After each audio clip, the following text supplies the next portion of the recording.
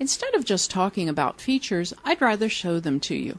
However, there are some features in Office that go beyond the scope of this course, including requiring additional network or enterprise services, so they aren't conducive to demonstrating. In addition, a lot of them are specialized, so not everybody, or at least the majority of people watching this, will be interested.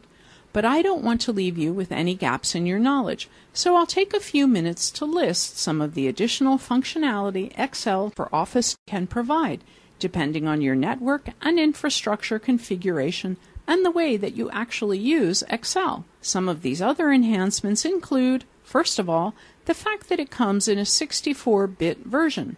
Without getting too technical, that means, especially for larger, more complex sets of data and connections, it will be faster, and it also shatters the 2 GB memory limit that constrained us no matter how much memory we had on our computer system. There are also some significant changes with functions and formulas.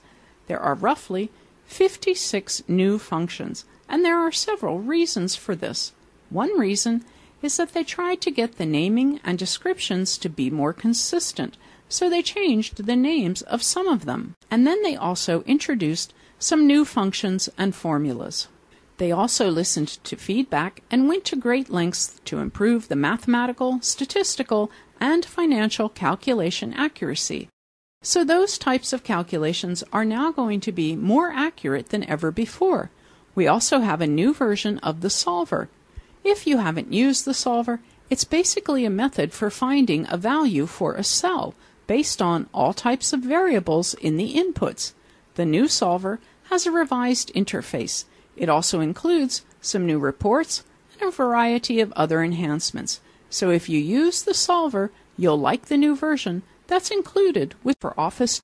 One of the big things with Office is how we access our information.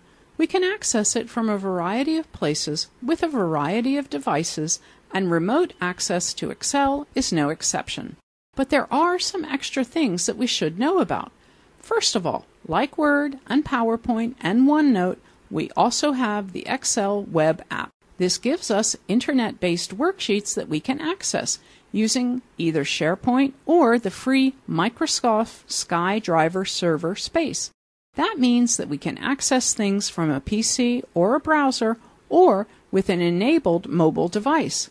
One of the things, though, that's specific is called Excel Mobile for Office. This is not part of the regular Office application suite. It is designed, though, for Windows mobile-based smartphones. So if that's a concern for you and your organization, this is probably something that you want to look at. Both of these allow us to save, view, and edit files. As I said, it extends the focus of all of Office specifically for Excel, so we have different ways to access and share the information that we want. Lastly, SharePoint has become even more closely integrated with Office, and it becomes our solution for many things.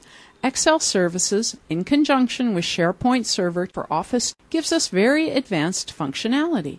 Not only does it allow us to publish things securely on an intranet or the Internet, or a combination thereof, but it also retains full functionality. As a quick example, we get to still use the slicers that are available in Excel for Office if we publish with Excel Services to a SharePoint for Office server. And if you want to get really creative and in-depth, you can also create an entire business intelligence dashboard by combining all of your existing database and Excel data along with SharePoint for Office. The point with all of this is what we're trying to do with for Office, and specifically in Excel. We're trying to get control of all of that data and turn it into information so we can understand it and we can communicate it with others. Whether we're using conditional formatting, the ability to work with cross-sheet access, or to change the icons to visually change the data, whether we're working with the improved data bars, implementing the new sparklines that we have, or even using slicers with our pivot table data, all of these tools give us easier, faster access to the data we want and to make sense of it. It doesn't really do anyone any good to invest our efforts in the data if we can't understand it and share it with others. The new features in Excel for Office allow us to do that.